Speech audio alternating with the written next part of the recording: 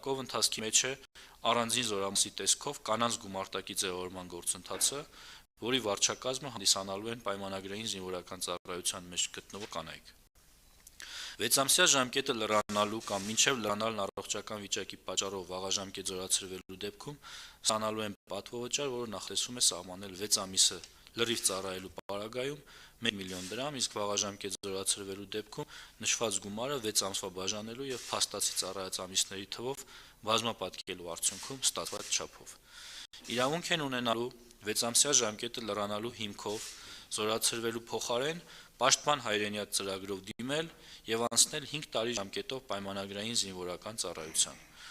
Այդ դեպքում բնականաբար օգտվելով պաշտպան հայրենիաց ծրագրի բոլոր արտոնություններից։ Պաշտպանության մասին օրենքում լրացումներ կատարելու մասին օրենքի նախագծի համաձայն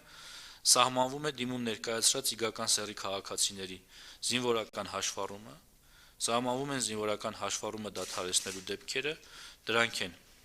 մինչև զորակոչվելու օրը զորակոչվելուց գրավոր հրաժարվելը կամ առողջական վիճակի պատճառով եւ կամ օրենքով սահմանված ընտանեկան պայմաններից ելնելով զորակոչի ոչ ենթակա լինելը։ Հարգելի գործընկերներ, խնդրում եմ ներկայացված օրենքների նախագծի վերաբերյալ տալ դրական եզրակացություն։